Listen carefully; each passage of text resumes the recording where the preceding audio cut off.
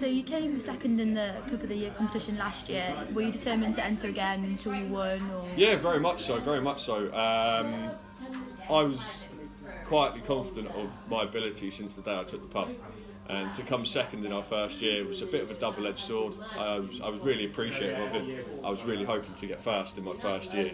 But realistically, they didn't even have to consider me that first year.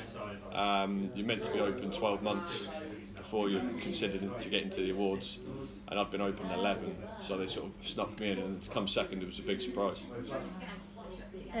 What do you have to do during the year to improve? Do you have to do much, or? Yes and no, to be honest. I've always tried to strive to run the best pub that I can. I try to run a pub that I'd like to drink in, be it the best beer quality, the best events I can do, just things like that. I always pride myself on my customer service and my team's customer service.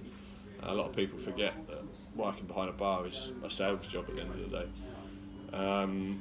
So yeah, we actively try to improve on a few different things, but I thought we'd get there this year. I was really confident that we'd get there this year. We've done some really good events this year. We've had some cracking beers, and we've just had massive amounts of good feedback. So, was there any rivalry at all? Because last year's winner, the Burton Bridge Inn, is also based in Burton. No. I mean, all the local pubs around here really get along. We all help each other out. We all advertise each other's beer festivals and things like that.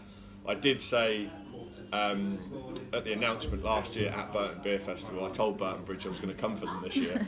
And yeah, to get it, I was really pleased. But no, there's no. If there's a rivalry, it's a friendly rivalry. It's nothing too serious.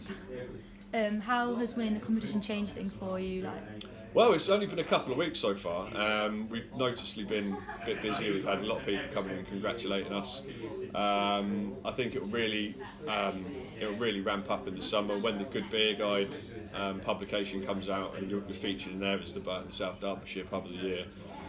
There's lots of ale drinkers that will always aim to visit that whenever they come to town. So hopefully we'll see a big increase.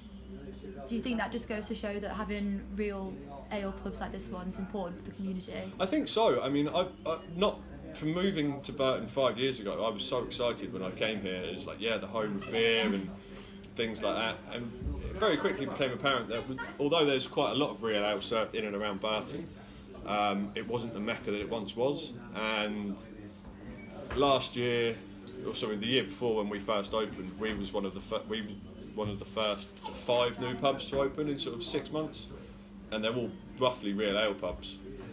So it goes to show there's a real call for it, especially somewhere with such a keen brewing heritage as Burton. What are your plans for the future of the club? Any more competitions you want to enter? Or? Well, I'm hoping to be in at least the shortlist for Pub of the Year every year, to be honest, and I'd like to win it every year. So it's just a matter of either keeping up with the great standards that we've already had, trying to improve, taking any sort of suggestions on board. Yeah, I'm always one for suggestions, so if people know anything, or beers they want to see, or music they want to hear, or breweries they want featured, I don't mind listening to that and go from there.